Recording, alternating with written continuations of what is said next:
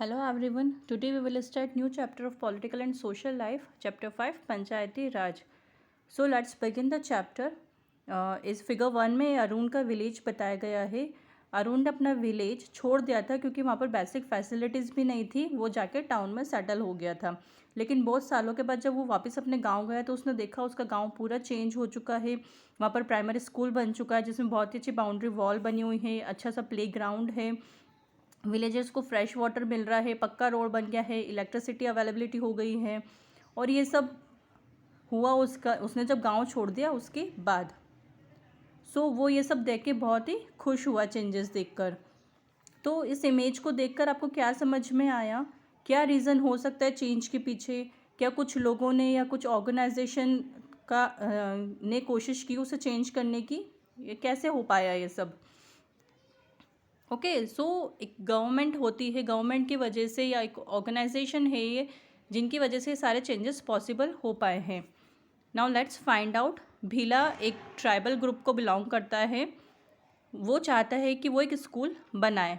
सो एक revolutionary day है जबकि एक अदीला ट्राइब का बच्चा स्कूल गया.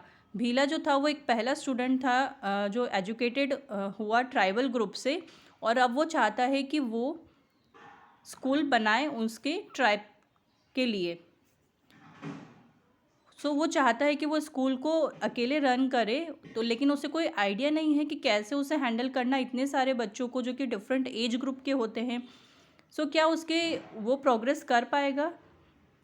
क्योंकि सबसे पहले तो स्कूल बनाने के लिए एक बहुत बड़ा लैंड एरिया चाहिए जो कि स्कूल के लिए उसे परचेस करनी पड़ेगी.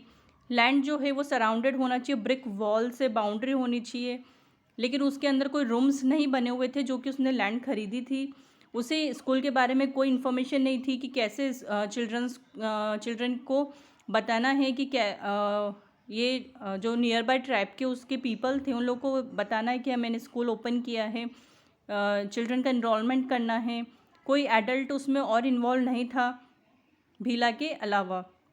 सो क्या वो ऐसा कर पाएगा? नहीं, क्योंकि किसी भी चीज़ को रन करने के लिए, एडमिनिस्टर करने के लिए बहुत सारे लोगों की ज़रूरत पड़ती है. एक अकेला इंसान कुछ नहीं कर सकता है.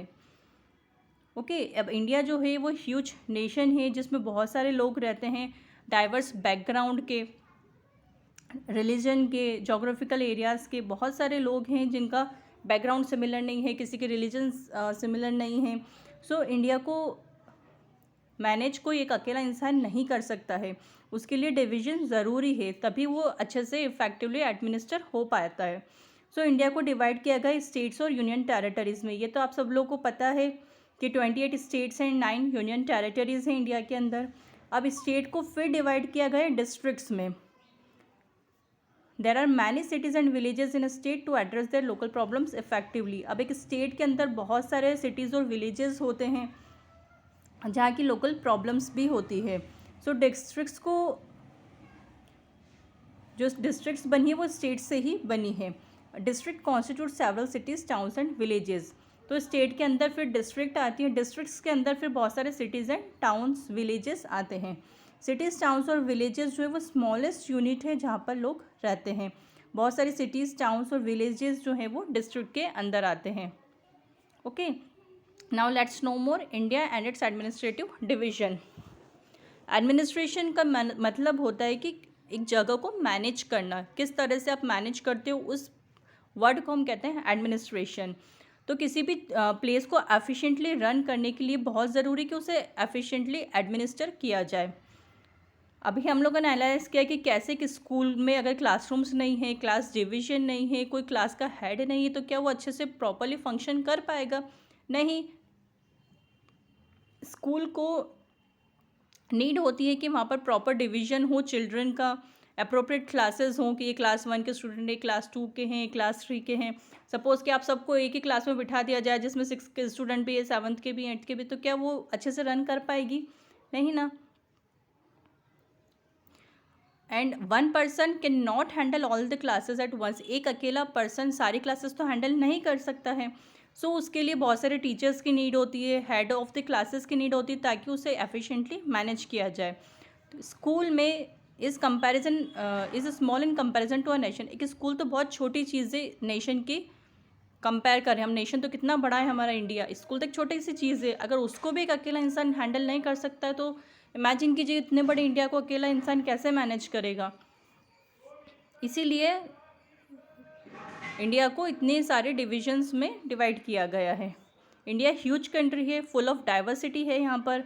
सो उसे मैनेज करने के लिए कंट्री में डिवीज़न बहुत इंपॉर्टेंट है, तो वो एडमिनिस्ट्रेटिव डिविजन्स किए गए हैं। कैसे इंडिया है, इंडिया में स्टेट एंड यूनियन टेरिटरीज़ हैं। स्टेट एंड यूनियन टेरिटरीज़ के बाद आती है डिस्ट्रिक्ट, डिस्ट्रिक्ट में आते हैं cities, towns and villages. See the flow chart. Okay, now different levels of government, कितने लेवल्स ऑफ गवर्नमेंट होता है यहाँ पर। Administrative division of country are made to that its governance become easier. Administrative division इसलिए किया जाता है ताकि गवर्नमेंट उसे ईजिली गवर्न कर सके। कंट्री को कोई अकेला इंसान तो मैनेज नहीं कर सकता है, ना ही एक अकेली गवर्नमेंट उसे मैनेज कर सकती है। तो इफेक्टिव और एफिशिएंट एडमिनिस्ट्रेशन के लिए इसे डिवाइड किया गया है। 3 लेवल्स ऑफ गवर्नमेंट होती है, central government, state government and local self government. Central government जो होती है वो पूरी एंटायर नेशन की गवर्नमेंट होती है, जो कि एडमिनिस्टर करती है और मैनेज करती है पूरी कंट्री को। स्टेट गवर्नमेंट जो होती है वो एडमिनिस्टर मैनेज करती है स्टेट्स को। जैसे हमारे इंडिया में 29 स्टेट्स है, तो हर एक स्टेट की अपनी गवर्नमेंट होती है जो उसे मैनेज करती है। और सिटीज़, टाउन्स और विलेजेस के लिए लोकल सेल्फ गवर्नमेंट होती है। लोकल सेल्फ गवर्नमेंट वो गवर्नमेंट होती है जो कि लोगों द्वारा बनाई जाती है ताकि वो सिटी और विलेज को मैनेज कर सके। It is a government that works on a local level as compare to other levels of government. ठीक है, ये गवर्नमेंट जो होती है लोकल लेवल पर वर्क करती है, जैसे कि अदर लेवल्स करती हैं वैसे ही।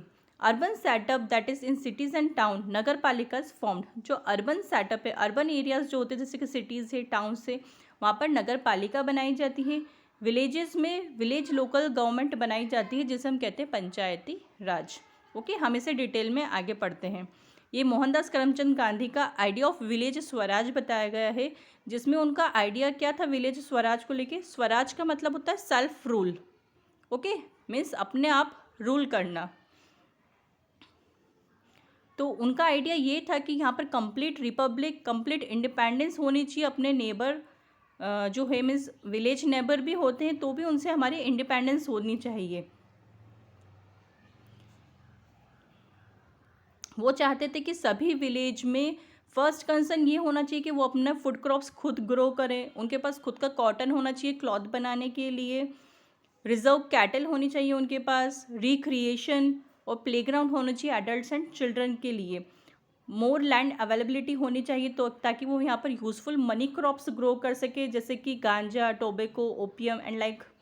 विलेज को मेंटेन करने के लिए एक विलेज थिएटर होना चाहिए, स्कूल होना चाहिए, पब्लिक हॉल होना चाहिए, यहाँ पर वाटर वर्क्स होने चाहिए, वाटर सप्लाई होना चाहिए। और ये सब किसके थ्रू हो सकता है, अगर वहाँ पर वेल्स एंड टैंक्स को कंट्रोल किया जाए। एजुकेशन भी कंपलसरी होनी चाहिए एटलीस्ट फाइनल बेसिक कोर्स तक, और ये सारी एक्टिविटी कंडक्ट होनी चाहिए कोऑपरेटिव बेसिस पे। ये उनका आइडिया था विलेज स्वराज का कि एक विलेज में हर तरह की इंडिपेंडेंसी होनी चाहिए, उन्हें किसी और के ऊपर डिपेंड ना होना पड़े किसी भी चीज़ को लेकर। ओके, नाउ पंचायती राज। मोहनदास करमचंद गांधी, जिसे महात्मा गांधी भी कहते हैं, जिन्हें उनका आइडिया जो था कंट्री को लेकर कंसेप्चुअलाइज आइडिया था उनका कि जो विलेजेस हैं वो इंडिपेंडेंटली फ्लरिश हो।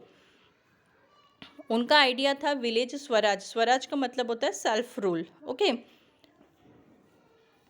वो चाहते थे कि जितने भी विलेजेस हैं वो इंडिपेंडेंटली रन हो।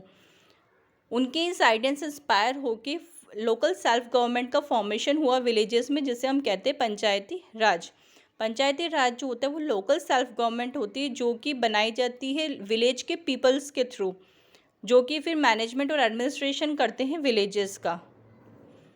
Having a local self-government to function independently does not indicate that villages are no longer part of Indian system of governments. अब विलेजेस में लोकल सेल्फ गवर्नमेंट होती है, इसका मतलब ये नहीं है कि जो नेशनल गवर्नमेंट जो है उसका कोई रोल नहीं है इन लोगों के इसमें, ऐसा नहीं होता है। इनके सेल्फ गवर्नमेंट ज़रूर होती है, लेकिन ये इंडियन सिस्टम ऑफ गवर्नमेंट्स का ही पार्ट है। Local self government like Panchayati Raj a part of third level of government in India. जो थर्ड लेवल है इंडियन गवर्नमेंट का उसका पार्ट है पंचायती राज। ओके, अब हम इसका स्ट्रक्चर देखते हैं। ये एक पिक्चर दिया हुआ है ग्राम पंचायत का। ओके, पंचायती राज का हम लोग स्ट्रक्चर देखते हैं। जैसे कि कंट्री की गवर्नमेंट होती है, पंचायत राज में भी कुछ लेवल्स होते हैं उसे रन करने के लिए। जैसे कि हमारी इंडियन गवर्नमेंट के 3 लेवल्स होते हैं, central government, state government and local self government. वैसे ही पंचायती राज में भी 3 लेवल्स होते हैं, जिला परिषद, पंचायत समिति एंड ग्राम पंचायत। ओके, सो जिला परिषद में आते हैं मल्टीपल पंचायत समिति या जो ब्लॉक्स होते हैं, जिसे हम हिंदी में वार्ड कहते हैं। सुना ना, ये वार्ड क्रमांक 1, वार्ड क्रमांक 2 जो हमारे सिताओं में चलता है ऐसा। तो वो जो ब्लॉक होते हैं वो उस बहुत सारी जो मल्टीपल पंचायत समिति होती है वो आती है जिला परिषद के अंदर। इनका काम होता है विलेज को और पंचायत समिति को एडमिनिस्टर करना और उनके वर्क को सुपरवाइज करना। जितना भी काम बताया जाता है वो जिला परिषद के थ्रू बताया जाता है। फिर जो पंचायत समिति होती है उसमें बहुत सारे ग्राम पंचायत आते हैं या विलेजेस आते हैं। उनका काम होता है ग्राम पंचायत के अंदर क्या क्या वर्क करना है, ये काम देखना होता है पंचायत समिति का। और ग्राम पंचायत जो होता है वो स्पेसिफिक होती है हर एक विलेज की। उनका काम होता है पूरे विलेज को अच्छे से एडमिनिस्टर करना। तो ये 3 टायर सिस्टम है पंचायती राज का। सभी विलेजेस में अपनी ग्राम पंचायत होती है। जो villages villages in an area grouped together, थोड़े जो विलेजेस के एरिया होते हैं जैसे सितामऊ के आसपास के सारे गांव हो गए, है ना, इसके आसपास का जो एरिया होगा वो सारे मिलकर एक ब्लॉक बनाते हैं।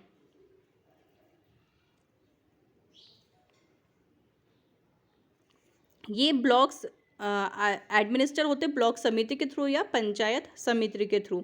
जितनी भी पंचायत समितिज डिस्ट्रिक्ट के अंदर आती हैं वो होती है, फिर वो आती है जिला परिषद के अंडर। जिला जो होता है वो हम डिस्ट्रिक्ट को हिंदी में जिला बोलते हैं। जिला परिषद का काम होता है एडमिनिस्ट्रेशन विलेजेस से रिलेटेड।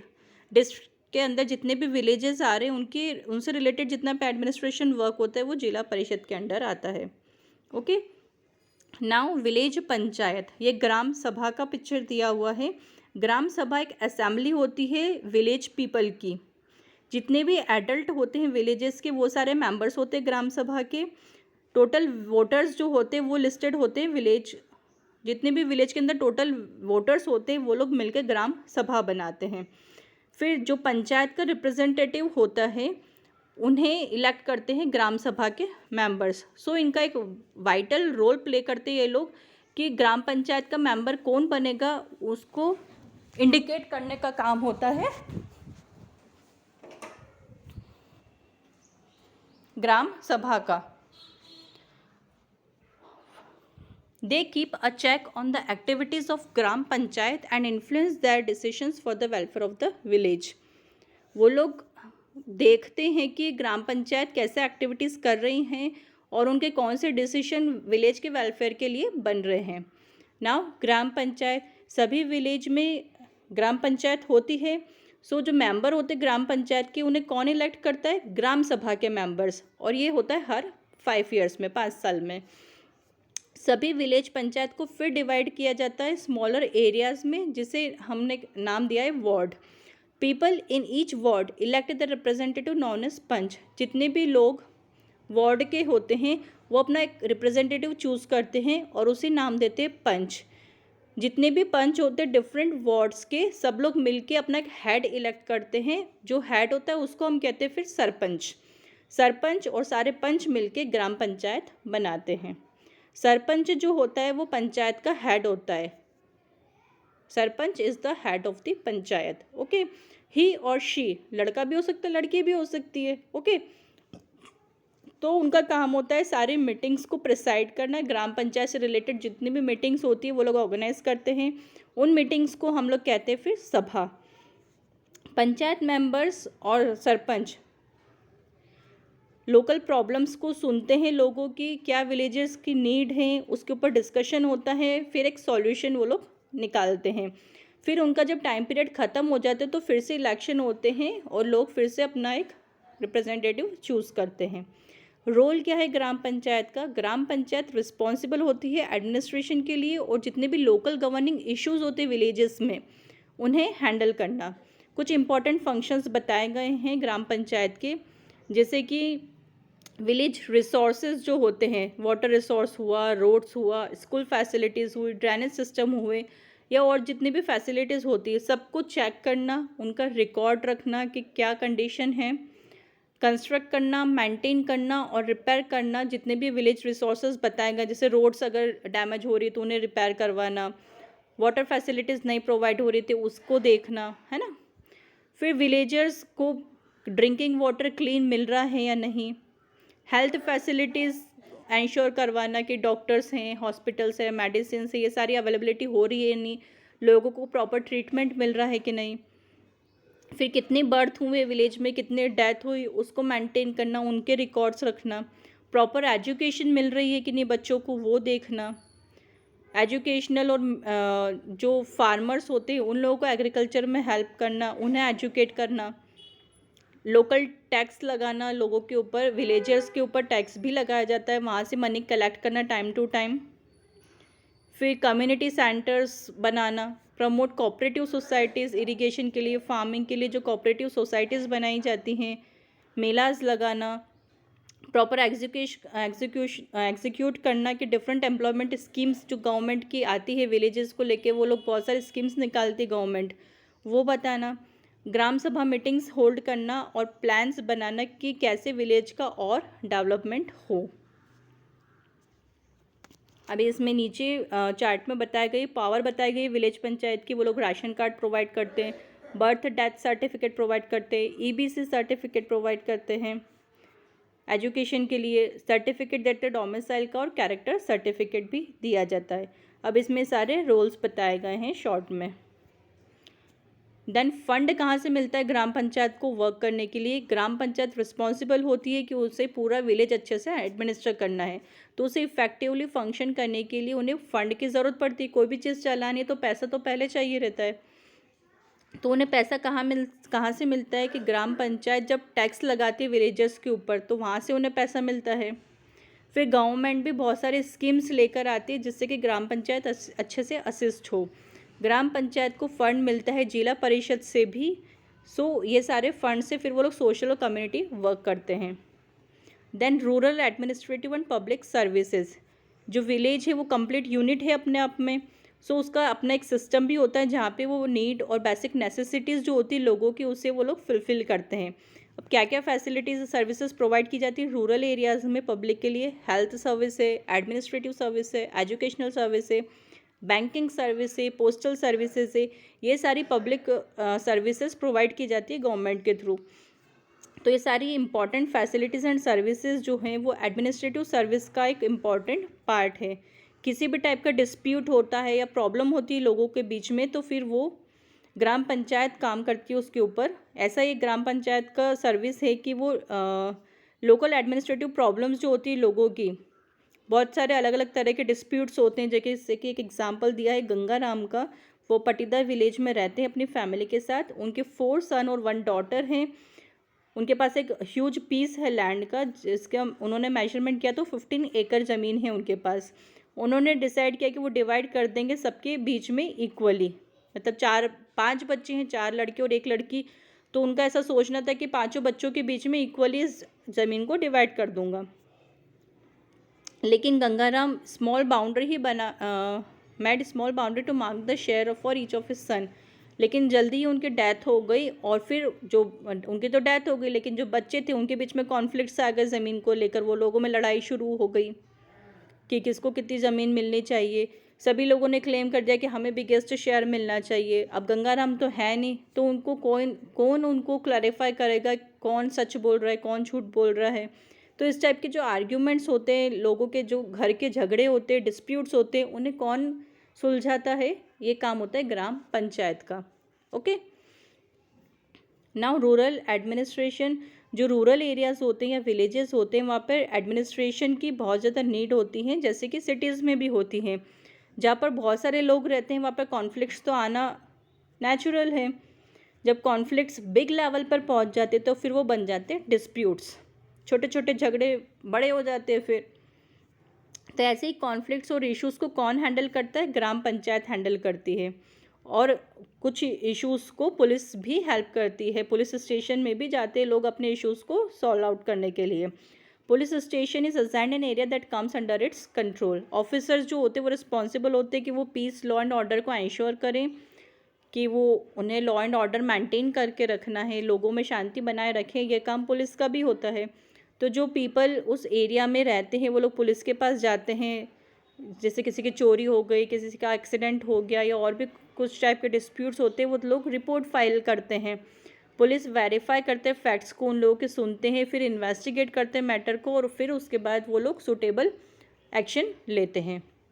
ऐसा एक लैंड डिस्प्यूट बताया गया है, जैसा कि अभी हमने वो गंगाराम वाला देखा कि बहुत सारे डिस्प्यूट्स होते हैं विलेजेस में अलग अलग इश्यूज़ को लेकर, ऐसे एक लैंड इशू भी होता है। इस ट्रांजैक्शन के लिए जब लैंड बेची जाती है, खरीदी जाती है, किसके नाम पर है, किस में डिवाइड की गई है, इन सब का प्रॉपर डॉक्यूमेंटेशन होता है। लैंड को मेजर किया जाता है, डॉक्यूमेंट्स बनाए जाते हैं लीगली, उसमें सारी डिटेल्स होती है कि कौन सी डेट को खरीदी, किसने खरीदी, लैंड कितनी है, उसका मेजरमेंट किया जाता है, कहाँ पर है, लोकेशन देखा जाता है, मैप किया जाता है, सिग्नेचर्स होते हैं, और ऐसे बहुत सारी लीगल फॉर्मेलिटीज़ होती है। इन डॉक्यूमेंट्स को फिर एज अ रिकॉर्ड रखा जाता है, लोगों के पास भी और गवर्निंग बॉडीज़ के पास भी होते हैं। सो हम देखते हैं गवर्निंग बॉडीज़ कौन इन्वॉल्व होती है लैंड मैटर में। Government bodies for land management, जो स्टेट है इंडिया के अंदर उनमें डिस्ट्रिक्ट्स में डिवाइड किया गए हैं। फिर जो रिलेटिंग लैंड मैनेजमेंट से रिलेटेड जितने भी मैटर्स होते हैं डिस्ट्रिक्ट्स में, फर्दर उन्हें डिवाइड किया जाता है, सब डिवाइड किया जाता है, जिन्हें डिफरेंट नेम्स दिए गए, जैसे कि तहसील हो गया, तालुका हो गया, और ऐसे बहुत सारे अलग अलग नामों से बोला जाता है। उन्हें हेड किया जाता है डिफरेंट ऑफिसर्स के थ्रू। जो बॉडी इन्हें सुपरवाइज करती है, रिकॉर्ड्स मेंटेन करती है लैंड के विलेजेस के अंदर। उनकी रिस्पॉन्सिबिलिटी होती है कि लैंड रेवेन्यू कलेक्ट करना फार्मर्स से। तो डिस्ट्रिक्ट लेवल पे जो होता है वो होता है डिस्ट्रिक्ट कलेक्टर। ये इंडियन गवर्नमेंट का ऑफिसर होते हैं जो कि रिस्पॉन्सिबल होते हैं कि डिस्ट्रिक्ट का जो एडमिनिस्टर करना है और रेवेन्यू कलेक्ट करना है, वो काम होता है डिस्ट्रिक्ट कलेक्टर का। फिर आते हैं तहसील लेवल। तहसील में होता है तहसीलदार, जो कि एक रेवेन्यू ऑफिसर होता है। ये ऑफिसर का काम होता है कि जो डिस्प्यूट्स होते हैं लैंड को लेकर, उन्हें ये सुनते हैं, ये सुपरवाइज करते पटवारी के वर्क को। विलेजेस में जो पटवारी होते हैं उनके वर्क को सुपरवाइज करते हैं तहसील लेवल पर तहसीलदार। इनका काम होता है कि पटवारी को इंश्योर करवाना कि वो रिकॉर्ड्स रखें अच्छे से और रेवेन्यू कलेक्ट करें टाइम पर। जो कलेक्शन होता है कॉपीज़ ऑफ रिकॉर्ड्स का, वो इंश्योर करते हैं तहसीलदार। फिर विलेज ग्रुप लेवल पे आते पटवारी। ये भी गवर्नमेंट ऑफिसर हैं जो कि लैंड मेजरमेंट और उनके डिटेल्स का रिकॉर्ड रखते हैं। पटवारी जो होता है वो ग्रुप ऑफ विलेजेस का हेड होता है। ओके, पटवारी गवर्नमेंट ऑफिसर होता है जो कि रिस्पॉन्सिबल होता है कि मेजर करना है, रिकॉर्ड रखना है और अपडेट करना है लैंड डिटेल्स को ऑन ग्रुप ऑफ विलेज। इन्हें डिफरेंट नेम से बोला जाता है डिफरेंट प्लेसेस में। पटवारी का काम होता है सारे रिकॉर्ड्स रखना ताकि वो लैंड मैनेज अच्छे से कर सके। उन्हें सुपरवाइज करते हैं तहसीलदार। फंक्शन क्या होता है पटवारी का? Holding and maintaining record of land ownership and transaction in villages. जितने भी लैंड ओनरशिप के रिकॉर्ड्स होते हैं उन्हें मेंटेन करना, होल्ड करके रखना, उनका ट्रांजैक्शन कब हुआ है वो रखना, रिकॉर्ड्स को अपडेट करना, रेवेन्यू कलेक्ट करना फार्मर्स से, और keeping track of crops grown and infrastructure made in the area and providing proper information to the government. Then आया इनहेरिटेंस। जैसे गंगाराम रहते हैं अपनी फैमिली के साथ, उनके 4 सन एंड 1 डॉटर है विलेज में, तो वो चाहते थे कि उनकी लैंड इक्वली डिस्ट्रीब्यूट हो सभी सन के बीच में उनके मरने से पहले। लेकिन आपको लगता है कि ये फेयर डिस्ट्रीब्यूशन है? ये फेयर डिस्ट्रीब्यूशन क्यों नहीं है? क्योंकि बच्चे तो 5 थे, लड़की भी थी ना, तो लड़की को क्यों नहीं दिया जाए इक्वल शेयर? लड़कों को तो चारों को दे रहे हो। तो ये जो इनहेरिटेंस है, इनहेरिटेंस का मतलब होता है कि अपना जो भी प्रॉपर्टी है, पैसा है, वो इक्वली फिर अपने बच्चों को देना, वो होता है इनहेरिटेंस। तो usually people get money, land और any other property as inheritance from their parents और ग्रैंड पेरेंट्स। जो पेरेंट्स अपने बच्चों को दे के जाते, फिर वो बच्चे फिर अपने बच्चों को दे के जाते प्रॉपर्टी, तो वो होता है इनहेरिटेंस। लेकिन बहुत बार क्या होता है, डॉटर्स को एज अ फैमिली कंसिडर नहीं किया जाता इक्वल शेयर में। उन्हें इनहेरिटेड प्रॉपर्टी जो पुश्तैनी चीज़ें होती है उसमें लड़कियों को इक्वल शेयर नहीं दिया जाते बहुत सारी फैमिलीज़ में। In at some places they are not considered at all. So जो डॉटर्स होती फैमिली की यूजुअली वो लोग मैरिड हो जब उनकी मैरिज हो जाती है तो वो दूसरे फैमिली में चली जाती है। सो मोस्टली गर्ल्स को कंसिडर नहीं किया जाता है जब प्रॉपर्टी डिस्ट्रीब्यूशन होता है, as they are suppose to leave their current family after getting married, क्योंकि वो अपनी फैमिली से दूर चली गई, उसकी मैरिज हो गई, दूसरी फैमिली में चली गई है, तो जब प्रॉपर्टी डिस्ट्रीब्यूशन होता है तो उन्हें कंसिडर नहीं किया जाता है। मैनी प्लेसेस में जो हिंदू वुमेन हैं उन्हें कंसिडर नहीं किया जाता है एंसेस्ट्रल या पैटर्नल एग्रीकल्चरल लैंड में शेयर देने के लिए। सो जब लैंड को डिवाइड किया जाता है वो सिर्फ सन्स के अमंग ही डिवाइड कर देते हैं। इस सिस्टम को फिर चैलेंज किया recently amendment of Hindu succession amendment act 2005 में हिंदू सक्सेशन अमेंडमेंट एक्ट निकाला गया था, उसमें इस चीज़ को चैलेंज किया गया। इस अमेंडमेंट में सन्स, डॉटर और उनकी मदर को इक्वल शेयर दिया जाता है लैंड में बिना किसी डिस्क्रिमिनेशन के। इस अमेंडमेंट की हेल्प से थाउजेंड्स ऑफ वुमेन इंडिया में सेल्फ डिपेंडेंट हो पाई हैं, क्योंकि वो लैंड और प्रॉपर्टी की ऑनरशिप में उन्हें मिली है। सो ये इनहेरिटेंस की रूल है। ओके।